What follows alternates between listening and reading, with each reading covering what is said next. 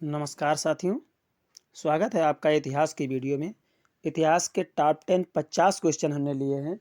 इन 50 क्वेश्चनों को हल करने से आपके लगभग 400-500 क्वेश्चन तैयार होंगे। मैं इस व्याख्या के साथ इस वीडियो को लेकर चलूँगा। कहीं भी आपका समय बर्बाद नहीं करूँगा। न तो चैनल सब्सक्राइब करने, न लाइक करने के लिए, न ही आपसे इस चैनल पर कभी पैसे की डिमांड की जाएगी। बने रहिए हमारे साथ वीडियो में अंत तक।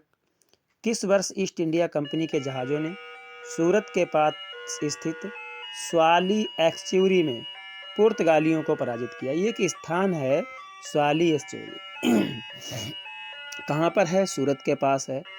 ईस्ट इंडिया कंपनी के जहाज गए वहाँ और उन्होंने पुर्तगालियों से युद्ध हुआ।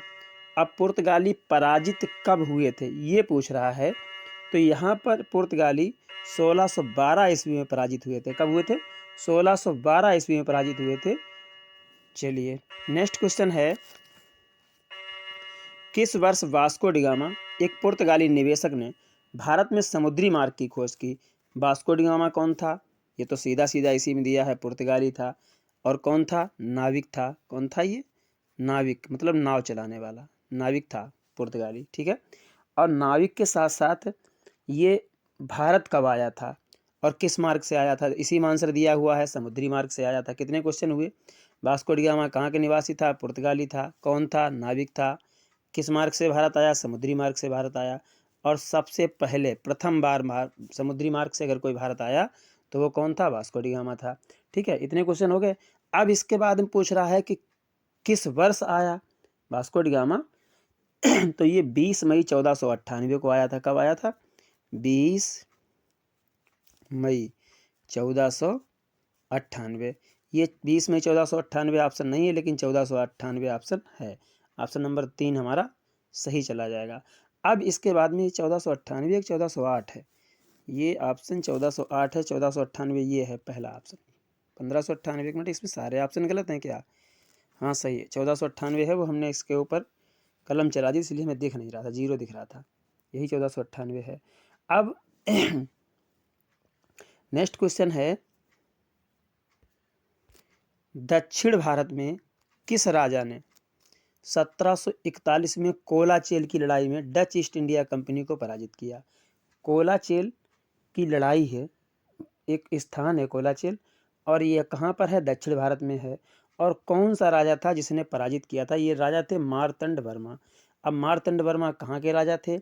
ये त्रावणकोर के राजा थे। कहाँ के थे? त्रावणकोर के राजा थे। त्रावणकोर के राजा थे। इनके बारे में एक और कहानी, एक और है। इनका पूरा नाम क्या था? इनका पूरा नाम था अनियम तिरुनाल। अनियम तिरुनाल। और इस नाम के आगे लगा है मार्तंड वर्मा। तो क्या नाम हो गया? अनियम तिरुनाल मार्तंड वर्मा। कहाँ के राजा थे? त्रावणकोर के राजा थे। इसके साथ साथ इनके बारे में एक और जानकारी है कि डच ईस्ट इंडिया कंपनी को इन्होंने क्या किया था? परास्त किया था, पराजित किया था, या जो भी हो, वो इसी में इसका दिया है। तो किस लड़ाई में पराजित किया था? डच ईस्ट इंडिया कंपनी की कोलाचेल की लड़ाई में। ठीक है, ये भी इसी में दिया हुआ है। इसके बाद में इन्होंने कैसे पराजित कर लिया?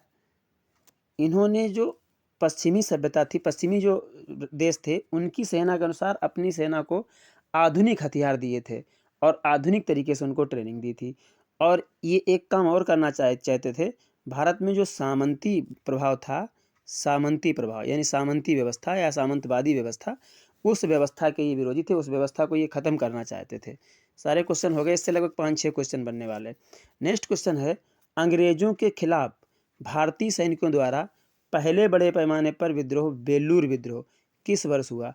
अंग्रेजों के खिलाफ भारतीय सेना के द्वारा सबसे बड़े पैमाने पर सबसे पहला जो विद्रोह था वो कौन सा था? वो था बेलूर विद्रोह। अब बात आती है कि बेलूर विद्रोह जो हुआ है वो कब हुआ है? ये हुआ था 10 जुलाई। कब हुआ था? 10 जुलाई 1806 ईस्वी में, 1806 में। तो ऑप्शन नंबर 3 इसका भी सही चला जाएगा, 1806। अब इसके बाद में इन्होंने क्या किया कि ये विद्रोह जो था वो इतना हिंसक विद्रोह था। ऐसे पूछा जा सकता है क्वेश्चन कि सबसे ज़्यादा हिंसक पहला विद्रोह कौन था, तो ये बेलूर विद्रोह था। और ये इतना हिंसक विद्रोह था कि इसमें 200 अंग्रेज सिपाही प्रभावित हुए थे। उनमें से कुछ मारे गए थे और कुछ क्या हुए थे, घायल हुए थे। सारे तो नहीं मारे गए थे, लेकिन प्रभावित 200 थे, कुछ मारे गए और कुछ घायल हुए थे।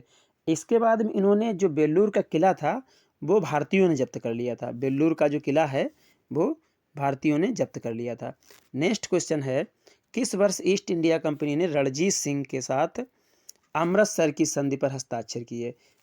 तो जो महाराजा रणजीत सिंह थे, इन्होंने ईस्ट इंडिया कंपनी के साथ युद्ध किया। युद्ध करने के बाद इन्होंने ईस्ट इंडिया कंपनी के साथ संधि कर ली थी। और उस समय ईस्ट इंडिया कंपनी का जो 1809 सन थी, और ईस्ट इंडिया कंपनी में लॉर्ड मिंटो का एक दूत भेजा गया था। कौन था? Lord Minto. और लॉर्ड मिंटो ये थे कौन? लॉर्ड मिंटो जो थे ये उस समय भारत के गवर्नर जनरल थे। कौन थे? भारत के गवर्नर जनरल। पूछ दिया जाए कि 1809 में भारत का गवर्नर जनरल कौन था? लॉर्ड मिंटो था। और लॉर्ड मिंटो का एक दूत था जिसका नाम था मेटकाफ। क्या नाम था इसका? मेटकाफ। इस मेटकाफ के साथ संधि की थी रणजीत सिंह ने। रणजीत सिंह ने संधि लॉर्ड मिंटो के साथ नहीं की थी। लॉर्ड मिंटो गवर्नर था, लेकिन लॉर्ड मिंटो का दूत था मेटकाफ, उसके साथ रणजीत सिंह ने संधि की थी। कब की थी? 1806 ईस्वी में। ऑप्शन नंबर 3 सही चला जाएगा। नेक्स्ट क्वेश्चन है क्वेश्चन नंबर 6। बक्सर के युद्ध के बाद ईस्ट इंडिया कंपनी मुगल सम्राट को प्रतिवर्ष कितने रुपए देने के लिए सहमत हुई? बक्सर का युद्ध पहले तो किस किस के बीच लड़ा गया था? तो बक्सर के युद्ध में एक तरफ तो थी ईस्ट इंडिया कंपनी, ये पहला पक्ष हो गया। दूसरे पक्ष में मीर कासिम था, मीर कासिम, और बंगाल के नवाब शुजाउद्दौला थे। दूसरा कौन था? शुजाउद्दौला। ठीक है, शुजाउद्दौला। और तीसरा कौन था इसमें? मुगल सम्राट शाह आलम द्वितीय। शाह आलम द्वितीय थे। इन तीन लोग ये एक तरफ थे और ईस्ट इंडिया कंपनी थी। उसके बाद परिणाम क्या हुआ? परिणाम ये हुआ कि अंग्रेज ईस्ट इंडिया कंपनी का जो सेनापति था, कलर चेंज कर लेते हैं भाई, ईस्ट इंडिया कंपनी का जो सेनापति था उस समय वो था हेक्टर मुनरो। कौन था? Hector Munro. मुनरो जो है इसका सेनापति था ईस्ट इंडिया कंपनी का। और इस मुनरो से ये तीनों राजा हमारे हार गए थे। हारने के बाद ऐसी स्थिति आई कि मुगल सम्राट जो थे ये तीनों, इनको इलाहाबाद की प्रथम संधि के तहत, इसी को इलाहाबाद की प्रथम संधि कहते हैं। क्वेश्चन ऐसे भी हो सकता है कि इलाहाबाद की, ये कौन सी है? इलाहाबाद की प्रथम संधि। इलाहाबाद की प्रथम संधि। तो इलाहाबाद की प्रथम संधि के तहत ईस्ट इंडिया कंपनी ने किन किन राजाओं के साथ युद्ध लड़ा, वो किन किन राजाओं के साथ समझौता किया था, और उसमें कितने लाख रुपए? उसमें 26 लाख रुपए। ऑप्शन नंबर 2 पे ध्यान दीजिएगा। 26 लाख रुपए प्रतिवर्ष देने के लिए हेक्टर मुनरो सहमत हो गया। किसको? मुगल सम्राट को। ठीक है, शाह आलम द्वितीय को। तो ये इस क्वेश्चन की जानकारी रही। नेक्स्ट आगे है क्वेश्चन, निम्नलिखित में से कौन सा पुर्तगाली उपनिवेश नहीं था? इनमें से मछलीपट्टनम जो पुर्तगाली उपनिवेश नहीं था, बकिया ये सारे हुगली, चौल और मुंबई ये पुर्तगाली उपनिवेश था।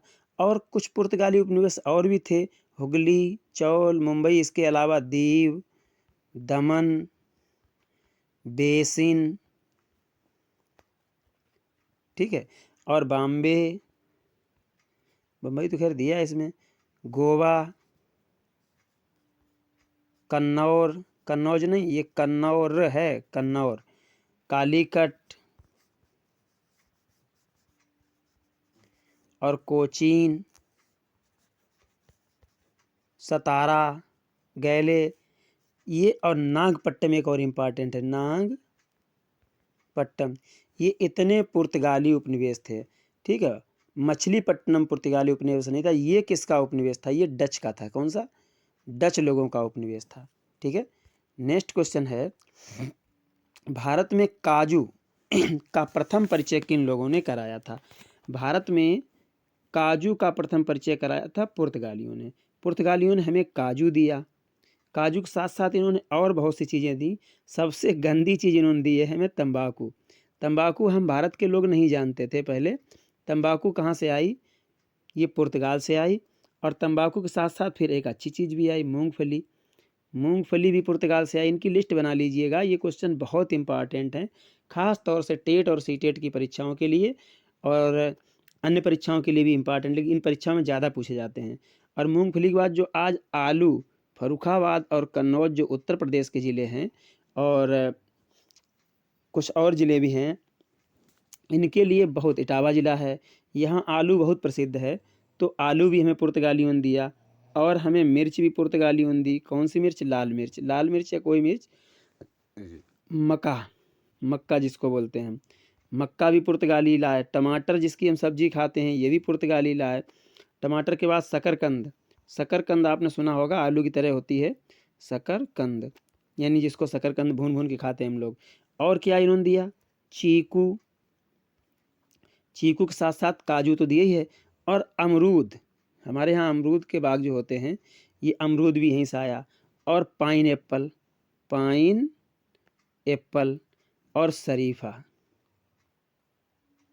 इतनी चीज़ें हमें पुर्तगालियों ने दी। इनमें शरीफा है, अमरूद है, पाइन एप्पल है, चीकू है, तंबाकू है और काजू है, आलू है, मूंगफली, लाल मिर्च, मक्का, टमाटर, शकरकंद, इतनी चीज़ें हमें किसने दी? पुर्तगालियों ने। इनकी ही देन है। इसके साथ साथ पुर्तगालियों ने और हमें क्या दिया? पुर्तगालियों ने पहली प्रिंटिंग प्रेस, पहली प्रिंटिंग प्रेस का प्रयोग हमारे यहाँ किसने किया था? पुर्तगालियों ने किया था। और जहाज निर्माण उद्योग, जहाज निर्माण, आप कॉपी कलम लेकर के बैठिएगा और बढ़िया सा नोट्स तैयार करते रहिएगा। हम आपको सारा कंप्लीट कोर्स देंगे, चाहे वो मैथ हो, चाहे हिंदी हो, चाहे इंग्लिश हो, चाहे भूगोल हो, चाहे संस्कृत हो या पैडागोजी, जो भी है सारा कंप्लीट कोर्स हम आपको दे रहे हैं। बस आप तैयार करते रहिए कॉपी कलम लेकर के। इसके बदले में कभी कोई पैसे की डिमांड नहीं की जाएगी। जहाज निर्माण और प्रिंटिंग प्रेस, ये बहुत इंपॉर्टेंट क्वेश्चन है। इनसे परिचय हमें किसने कराया? पुर्तगालियों ने। नेक्स्ट क्वेश्चन है, पहले ईस्ट इंडिया कंपनी ने अपना परिचालन किस वर्ष शुरू किया? पहली ईस्ट इंडिया कंपनी की जो पहली परिचालन थी, यानी पहला शुरुआत किस वर्ष हुआ था?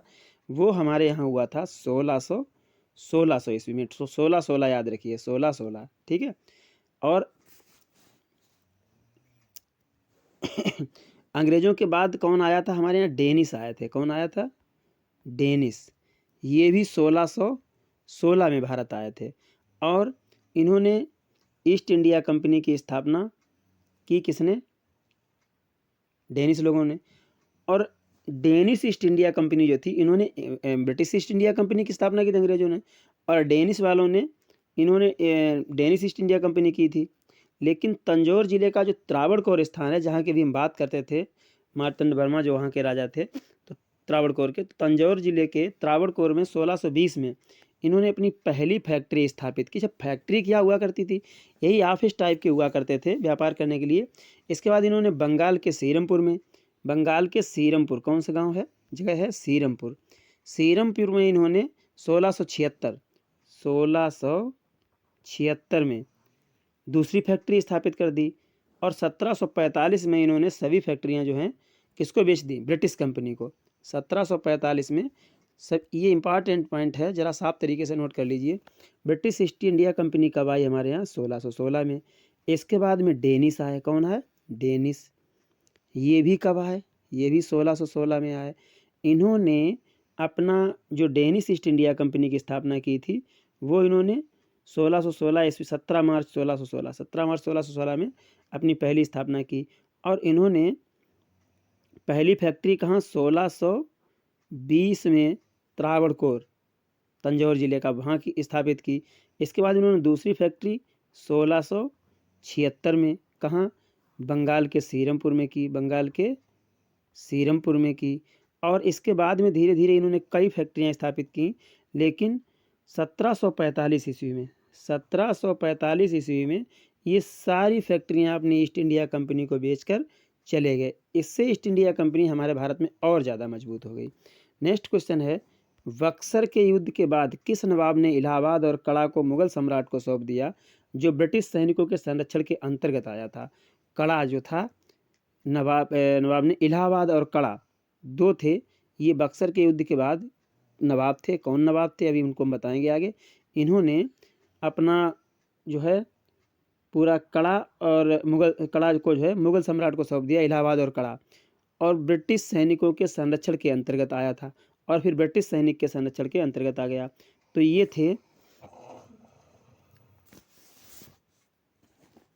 अवध के नवाब। कौन थे? अवध के नवाब थे।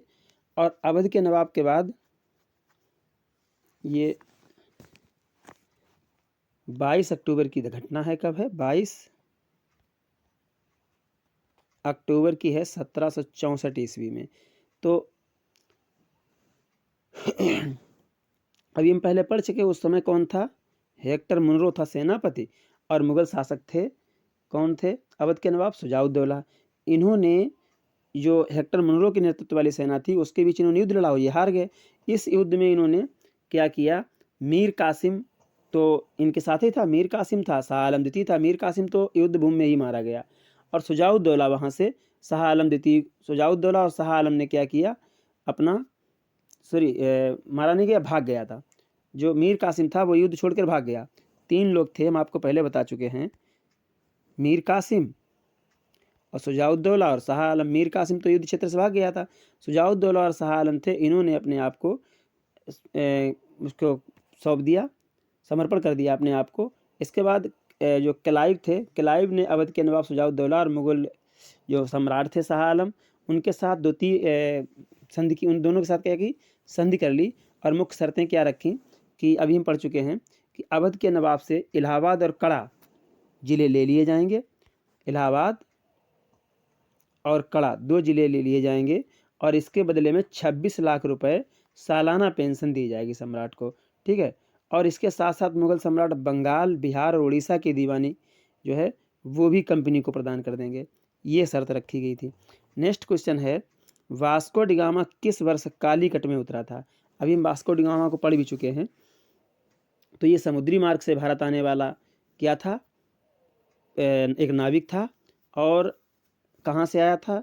यूरोपियन था ये। उत्तमासा अंतरीप के पास पहुंचने वाला है। कहाँ पहुंचा था? उत्तमासा अंतरीप पूछा जाता है। उस उत्तमासा अंतरीप पर कौन पहुंचा था सबसे पहले? यूरोपियन नाविक वास्को डिगामा था। और ये वास्को डिगामा कहाँ सबसे पहले पहुंचा था? उत्तमासा अंतरीप पर। और ये किसके द्वारा आया था? समुद्री मार्ग के द्वारा। कब आया था? 1498 में। कब आया था?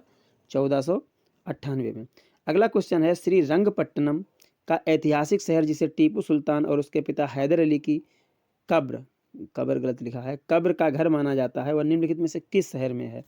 टीपू सुल्तान की हत्या कब हुई थी? ये हत्या हुई थी 1799 ईस्वी में। किसके द्वारा हुई थी? अंग्रेजों के द्वारा। किसके द्वारा हत्या हुई थी? अंग्रेजों के द्वारा। और इसके बाद में टीपू सुल्तान और उसके पिता हैदर अली की कब्र जो है वो कहाँ स्थित है? वो वहीं स्थित है, श्रीरंगपट्टनम में। कहाँ पर है? श्रीरंगपट्टनम में स्थित है। और मैसूर से 15 किलोमीटर दूरी पर ये स्थित है। तो वो इसमें दिया है 15 किलोमीटर दूरी पर स्थित है। इसके बाद में टीपू सुल्तान ने इसका निर्माण जो है 1784 में करवाया था। और टीपू सुल्तान को मैसूर के शेर के रूप में जाना जाता था। मैसूर का शेर कौन था? टीपू सुल्तान। ठीक है। तो अब बात आ गई कहाँ पर है? मैसूर। ऑप्शन नंबर कौन सा चला जाएगा? ऑप्शन नंबर 3 चला जाएगा। ठीक है। नेक्स्ट क्वेश्चन है, टीपू सुल्तान कहाँ का शासक था? मैसूर का शासक था। टीपू सुल्तान कहाँ का शासक था? मैसूर का शासक था। और अगला क्वेश्चन अब आइए इसमें,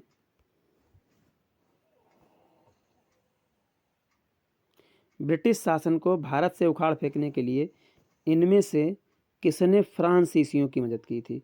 ब्रिटिश शासन को भारत से उखाड़ फेंकने के लिए इसमें से किसने फ्रांसीसियों की मदद की थी? फ्रांसीसियों से मदद मांगी थी इसमें से। तो ये टीपू सुल्तान ही थे जिन्होंने फ्रांस की क्रांति में बहुत रुचि दिखाई और रंगपट्टनम में स्वतंत्रता का एक वृक्ष लगा दिया था कि रंगपट्टनम को स्वतंत्र करा लिया था।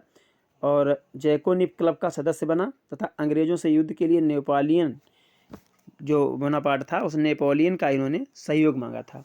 नेक्स्ट क्वेश्चन है श्रीरंगपट्टनम की लड़ाई, आगे बढ़ाने दिख नहीं रहा भाई। श्रीरंगपट्टनम की लड़ाई में अंग्रेजों ने किसे पराजित किया था, क्वेश्चन पूछ रहा है। तो ये टीपू सुल्तान को ही पराजित किया था। किसको पराजित किया था? टीपू सुल्तान को ही पराजित किया था। और रंगपट्टनम की संधि फिर 1792 में हुई। कब हुई? 1792 में हुई। टीपू सुल्तान अंग्रेजों के को जो इन्होंने क्या किया, अपना आधा भूभाग क्षेत्र दे दिया था और मराठा और निजाम भी उनके भूभाग को भी कुछ भूभाग देने पड़े, चारों तरफ इसको भूभाग बांटना पड़ा। और इसमें अंग्रेजों ने क्या किया, क्षतिपूर्ति के लिए 3 करोड़ की मांग, 3 करोड़ रुपए की मांग तुरंत रख दी। और किससे की है तुरंत मांग? ये की थी अंग्रेजों ने, जो टीपू सुल्तान थे इनसे की थी। अब जब 3 करोड़ की संधि थोप दी, 3 करोड़ रुपए इकट्ठा ना दे पाने का इन्होंने क्या किया था, उस समय जो कॉर्नवालिस थे, कौन था? कॉर्नवालिस। इसने इनके 2 पुत्रों को बंदी बना लिया, 2 पुत्रों को बंधक बना लिया। अब 1799 ईस्वी में, 1792 के बाद 1799 में चतुर्थ आंग्ल मैसूर युद्ध हुआ। और उस चतुर्थ आंग्ल मैसूर युद्ध में टीपू सुल्तान युद्ध शहीद हो गया। और जो बोडियार वंश के 1 या 2 वर्षीय बालक कृष्णा राज थे, उनको राजा बनाया गया। ऐसी स्थिति में क्या हुआ, जो लॉर्ड वेलेस्ली था उसने उन पर भी सहायक संधि थोप दी। ये इसका इतिहास रहा। आगे है, निम्नलिखित में से कौन अवध का प्रथम नवाब था? अवध का प्रथम नवाब, सबसे पहला नवाब कौन था? सबसे पहला नवाब था सादत अली खान। कौन था? सादत अली खान। और ये इन्होंने 1680 ईस्वी में नवाब बने थे, 1680। और 1739 तक ये नवाब रहे। ठीक है। अंतिम नवाब बाजिद अली शाह थे। अंतिम नवाब कौन था? बाजिद अली शाह। इसमें दिया नहीं है बाजिद अली शाह। अंतिम नवाब थे वाजिद अली शाह। वाजिद अली शाह।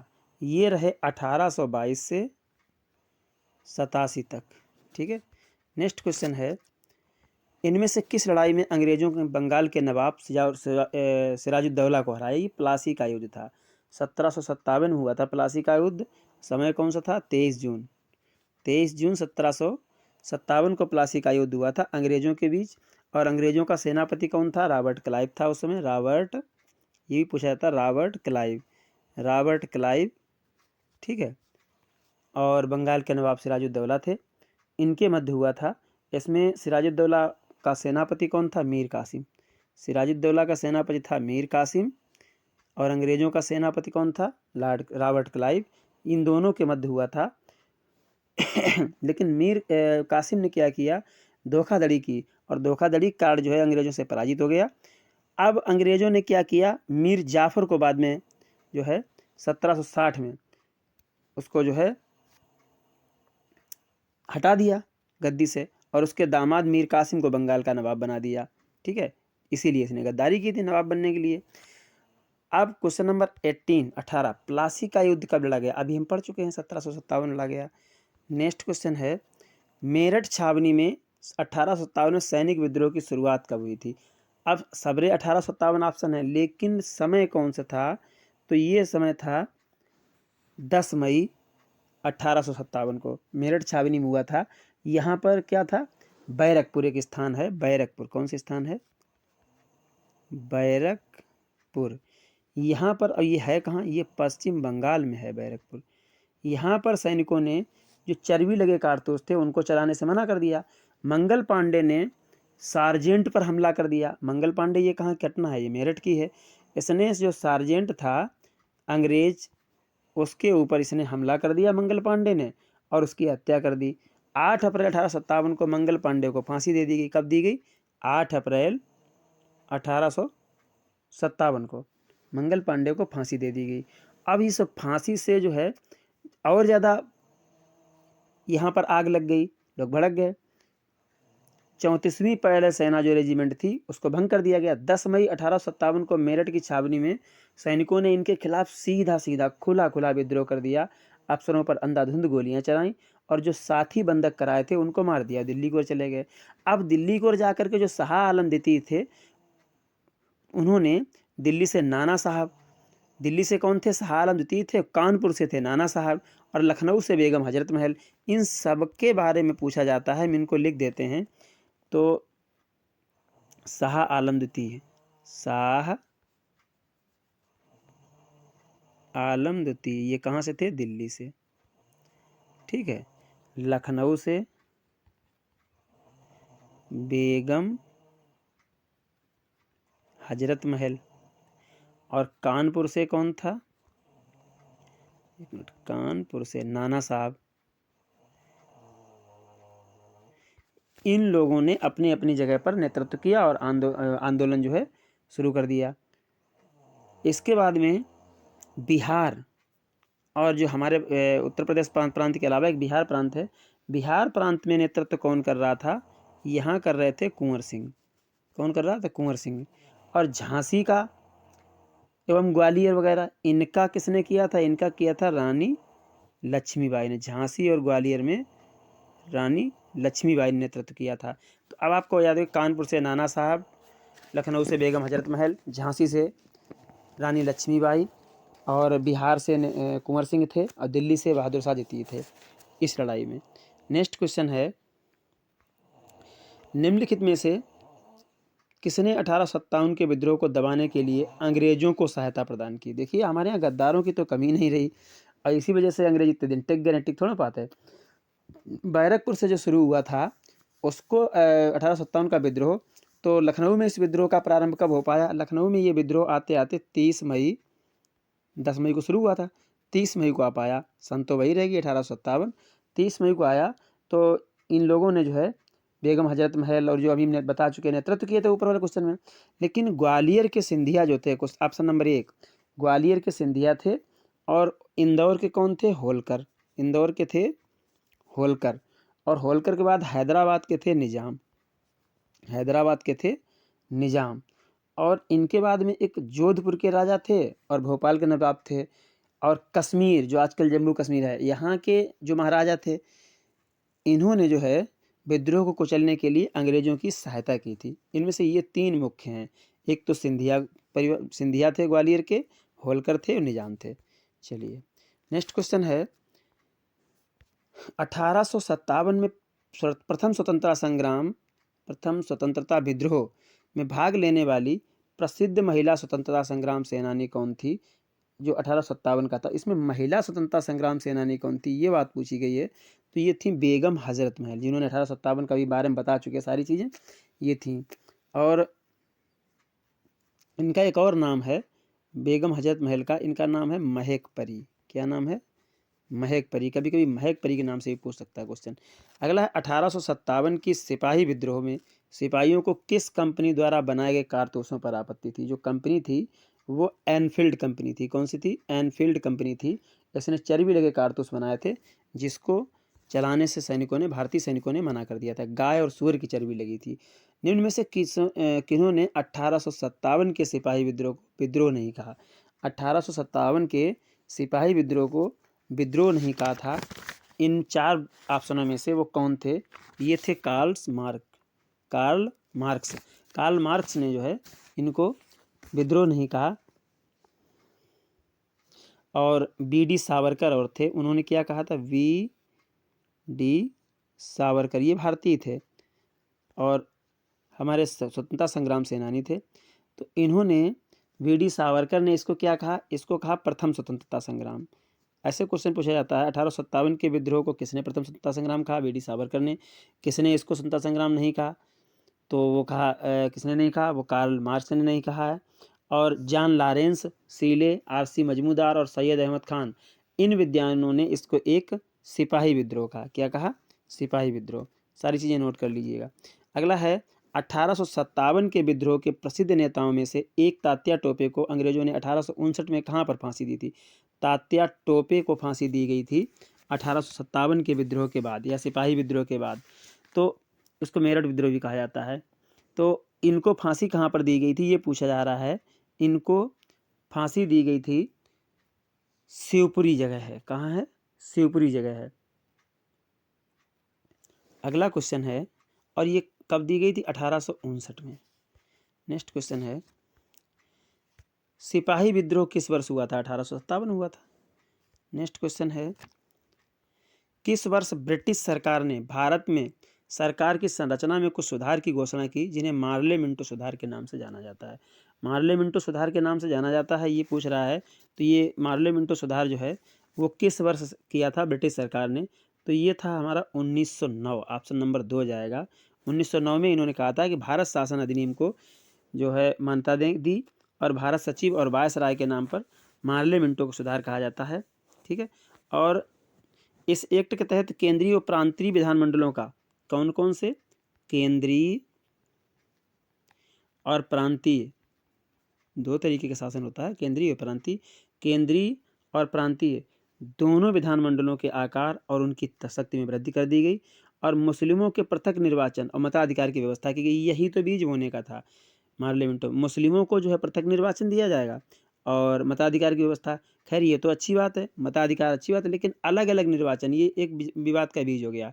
हम भारत में हिंदू मुस्लिम दोनों जो हैं की ताकत, दोनों मिलकर के भारत की ताकत हैं, अलग अलग ताकत नहीं है। हिंदू मुस्लिम सिख ईसाई जितने भी लोग हम भारत में रहते हैं, हम सब मिलकर के भारत की ताकत हैं। और इसका परिणाम क्या हुआ? हिंदू मुस्लिम की एकता में दरार पड़ गई, जो कालांतर में भारत के विभाजन का कारण बनी। अगला है, ईस्ट इंडिया कंपनी ने किस वर्ष में कोलकाता के सर्वोच्च न्यायालय की मोस्ट इंपॉर्टेंट क्वेश्चन की श्रेणी में इसको रखा जाए स्टार लगा करके कि ईस्ट इंडिया कंपनी ने कलकत्ता में सर्वोच्च, सबसे पहले देखो पहला तो क्वेश्चन यही बन गया है, सबसे पहला जो न्यायालय कलकत्ता में, सर्वोच्च न्यायालय कहाँ स्थापित हुआ? कलकत्ता में। इसके बाद में है, तो ये कब किया था? ये 1773 में किया था। 1773 में। ऑप्शन नंबर 3 सही चला जाएगा। रेगुलेटिंग एक्ट से जो इंग्लैंड के सम्राट थे उनको कलकत्ता में सर्वोच्च न्यायालय स्थापित करने का अधिकार प्राप्त हुआ था। किस एक्ट से? रेगुलेटिंग एक्ट से। ये भी पूछ दिया था किस एक्ट से, तो ये रेगुलेटिंग एक्ट था। कौन सा एक्ट था? रेगुलेटिंग एक्ट था। इसके तहत उन्हें अधिकार मिला। और जब स्थापित हो गया क्या नाम, ये न्यायालय जो स्थापित हुआ उसके बाद में जो सम्राट जॉर्ज द्वितीय थे, सेकंड थे, उन्होंने 26 जुलाई 1774 को कलकत्ता में सुप्रीम कोर्ट की स्थापना की। 73 में ये हुआ और 1774 में सुप्रीम कोर्ट की स्थापना कर दी गई और इसमें 3 न्यायाधीशों की नियुक्ति भी कर दी गई। ठीक है। तो ये से पूछ सकता है सुप्रीम कोर्ट की स्थापना कब कहाँ हुई? सबसे पहले कलकत्ता में हुई। कितने न्यायाधीश थे? 3 न्यायाधीश। अगला क्वेश्चन है, भारत में पहली रेलगाड़ी किस वर्ष? वीडियो को थोड़ा जल्दी करने की कोशिश कर रहे हैं लेकिन व्याख्या करने के चक्कर में थोड़ी सी लेट हो रही है। भारत में पहली रेलगाड़ी किस वर्ष और किन 2 शहरों के बीच चलाई गई थी? तो भारत में जो पहली रेलगाड़ी है वो 1853 में चलाई गई थी, मुंबई से ठाणे के मध्य। ठीक है, मुंबई से ठाणे के मध्य। अब मुंबई से ठाणे के बस कितनी दूरी है? ये 34 किलोमीटर की दूरी है। कितनी है? 34 किलोमीटर की दूरी है। किसके समय में चलाई गई थी? ये थे लॉर्ड डलहौजी। लॉर्ड डलहौजी। ठीक है। ये फिलहाल हमें अच्छा नहीं लगता है इन बेवकूफ़ों को लॉर्ड लिखना, लेकिन इन्होंने हमें दिया भी बहुत कुछ है। लूटा तो है ही लेकिन दिया भी कुछ। उस समय गवर्नर जनरल कौन था? कौन गवर्नर था उस समय? लॉर्ड डलहौजी गवर्नर थे। और पहला विद्युतीकरण रेल मार्ग, अगर पूछा जाए बिजली वाली रेल सबसे पहले कहाँ चलाई गई, तो विद्युतीकरण जो रेल मार्ग है वो कुर्ला के मध्य बनाया गया। मुंबई से किसके मध्य? कुर्ला के मध्य हुआ है। ठीक है। और भारतीय रेल इस समय क्या है? इस समय एशिया की सबसे बड़ी और विश्व की तीसरी सबसे बड़ी रेलवे प्रणाली है। आज ये मोस्ट इम्पॉर्टेंट क्वेश्चन है। एशिया की सबसे बड़ी और विश्व की तीसरी सबसे बड़ी, इसको नोट कर लीजिएगा, रेलवे प्रणाली है। और रेलवे की लंबाई की दृष्टि से जो है चौथा स्थान अमेरिका, रूस और चीन के बाद भारत रखता है। पहला स्थान किसका है? पहला स्थान है अमेरिका का, दूसरा स्थान किसका है? रूस का। यहाँ पर आ जाइए, रूस का। और तीसरा स्थान चीन का, चौथा स्थान भारत का लंबाई की दृष्टि से हमारे यहाँ। अगला है, तो रेलवे से बनने वाली महत्वपूर्ण क्वेश्चन है, इनको नोट करिएगा। भारत में पहली जनगणना किस वर्ष हुई थी? भारत की जो पहली जनगणना है वो 1872, ऑप्शन नंबर 2, 1872 में हुई थी। और किसके शासन में हुई थी? ये मेयो के शासनकाल में। इनको भी लॉर्ड मेयो लिखा जाता है, लॉर्ड मेयो के शासनकाल में हुई थी। और इसके बाद में जब नियमित जनगणना हुई, 1872 में तो पहली हो गई, उसके बाद में जब नियमित हुई है तो ये 1881 से शुरू हुई। 1881 से नियमित जनगणना शुरू हो गई। और 1881 से नियमित जनगणना किसके शासनकाल में शुरू हुई थी? इस समय थे रिपन। कौन थे? Lord Ripon. इसके बाद में हमारे यहाँ सबसे अंतिम जनगणना जो अभी तक हुई, वो कब हुई? 2011 में। 2011 के बाद अभी तक जनगणना नहीं हुई। ये साहब हमारी चौथी जनगणना थी 2011 वाली, 15वीं जनगणना थी। ठीक है, नेक्स्ट क्वेश्चन है,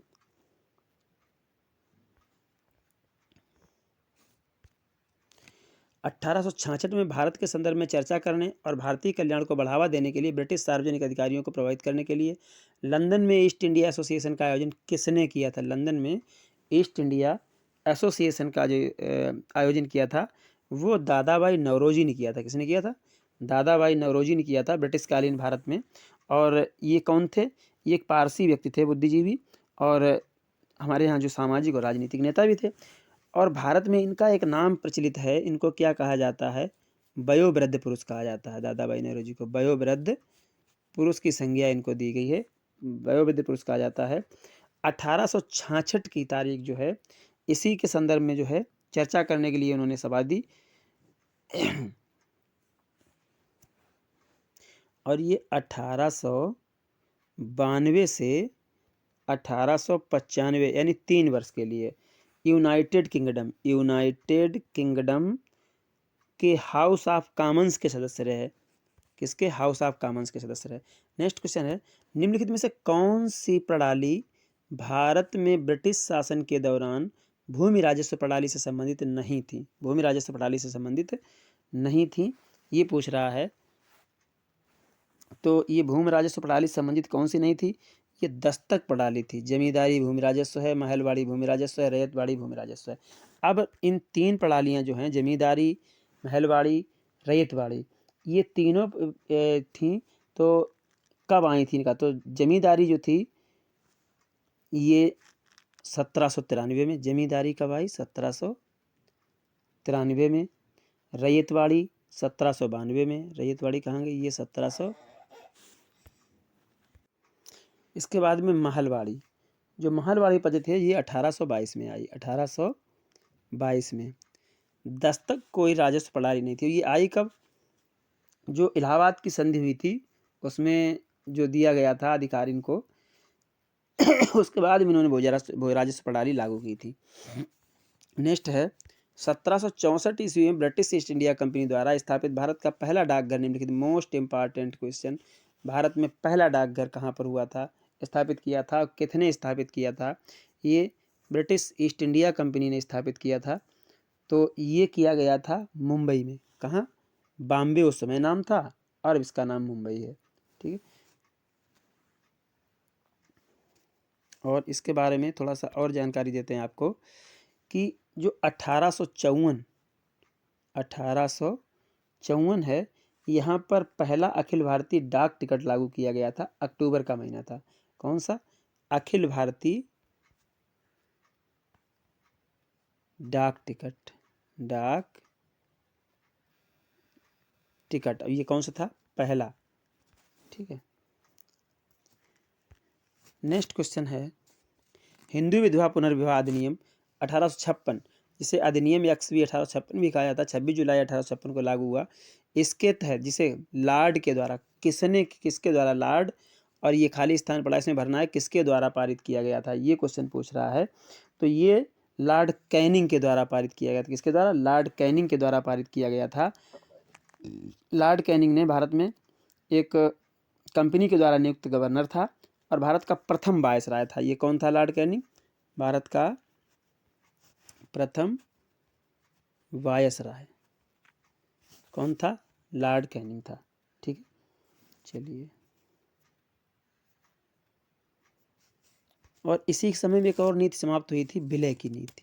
क्या करते थे ये लोग? विलय कर लेते थे राज्यों को, तो वो नीति इसी के ज़माने में समाप्त हुई थी। 1891 में BM मालाबारी के प्रयासों को तब फल मिला जब सहमति की उम्र अधिनियम को पारित किया गया। इसके अनुसार वर्ष से कम की बालिका का विवाह प्रतिबंध, कितने वर्ष से कम की बालिका का विवाह प्रतिबंधित था? 12 वर्ष से कम की। देखिए 12 वर्ष से पहले ही बच्चों का विवाह हो जाता था, तो न्यूनतम आयु 12 वर्ष रखी गई थी, जबकि आज के ज़माने में कितनी 18, फिर 21, इस तरीके से बढ़ती चली गई।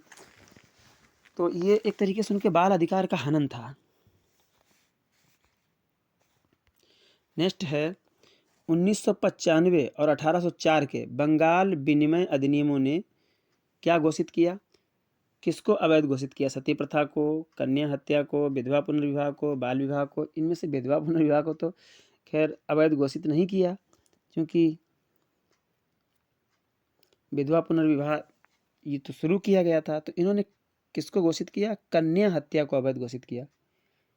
कन्या हत्या को अवैध घोषित कर दिया। और इस अधिनियम जो था इसके अंतर्गत शिशु हत्या पर प्रतिबंध भी लगा दिया गया था। नेक्स्ट बहुत इंपॉर्टेंट क्वेश्चन आ गया है भाई, हंटर आयोग ने किसके विकास पर बल दिया? ये शिक्षा से संबंधित क्वेश्चन आ गया और टेट सीटेट के लिए मोस्ट इंपॉर्टेंट क्वेश्चन है। बाकी परीक्षाओं के लिए तो है ही, टेट सीटेट के लिए तो सबसे ज़्यादा इंपॉर्टेंट क्वेश्चन है। तो ये समय था 1882 का। कौन सा समय था? 1882 का समय था। और कौन था उस समय शासनकाल में?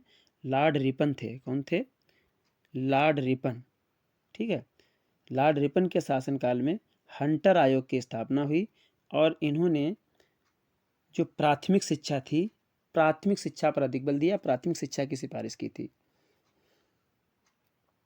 और इसके बाद में शुरुआत के बाद में इन्होंने माध्यमिक शिक्षा पर भी बल दिया। चलिए नेक्स्ट क्वेश्चन है, भारत में यातायात व्यवस्था की शुरुआत का श्रेय किसको जाता है? यातायात व्यवस्था का शुरुआत, जो आवागमन की व्यवस्था है, हमारी परिवहन सेवाएं हैं, उनकी शुरुआत का श्रेय किसको जाता है? ये जाता है ब्रिटिश शासकों को। किसको? ब्रिटिश शासकों को जाता है, क्योंकि 1854 का समय था, 1854 में। और डलहौजी के शासनकाल में, यानी उस समय जो है गवर्नर जनरल कौन था? डलहौजी था। उन्होंने मुख्य स्थानों को जोड़ने के लिए ट्रंक लाइन रूपरेखा बनाई। कौन सी बनाई? ट्रंक लाइन, यानी ट्रंक लाइन रूपरेखा बनाई। और ईस्ट इंडिया कंपनी ने रेलवे की शुरुआत तो आपको पता ही है, 16 अप्रैल 1817 में किया था, मुंबई से थाने के मध्य। आगे है महालवाड़ी प्रणाली कहाँ लागू की गई थी? महालवाड़ी व्यवस्था जो है ये उत्तर प्रदेश, मध्य प्रदेश और पंजाब, कौन सा था? उत्तर प्रदेश, मध्य प्रदेश और पंजाब। उत्तर प्रदेश के साथ कौन कौन था? एमपी था और हमारा कौन सा था? पंजाब। ये तीन और थे, ये बाकी नहीं है। ऑप्शन नंबर 2 सही है। और उसके साथ में मध्य प्रदेश और पंजाब। ठीक है, यानी एमपी और पंजाब ये और थे।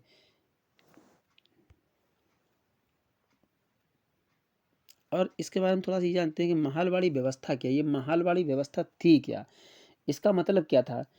यहाँ पर गांव या जो जागीर हुआ करता था, वहाँ से राजस्व व्यवस्था में प्रत्येक गांव, यानी महाल कहते हैं गांव। महाल क्या होता है? महाल का मतलब होता था गांव। प्रत्येक गांव में जो है स्थापित की गई, कृषक के साथ इसका कोई संबंध नहीं था। ग्राम सभा या महाल पर जो आधारित भूमि व्यवस्था थी, वो रैयतवाड़ी बंदोबस्त की कुछ नीतियों को मिलाकर के लागू की गई थी। और हाल्ट मैकेंजी ने इसके कौन थे? जन्मदाता थे। 1819 में ये महालवाड़ी व्यवस्था का उल्लेख है और 1822 में इसे लागू कर दिया गया था। कब लागू कर दिया गया था? 1822 में इसको लागू कर दिया गया था। नेक्स्ट क्वेश्चन है, भारत के governor general lord William Bentinck sati प्रथा को समाप्त करने हेतु किस वर्ष कानून को पारित किया था? सती प्रथा को। सती प्रथा में क्या था? पहले जो औरतें थीं, अगर उनका हस्बैंड खत्म हो जाता है तो उसके साथ उनको जो है चिता में जलना पड़ता था सती होने के लिए। तो जो भारत के पहले गवर्नर जनरल थे लॉर्ड विलियम बेंटिंक, इन्होंने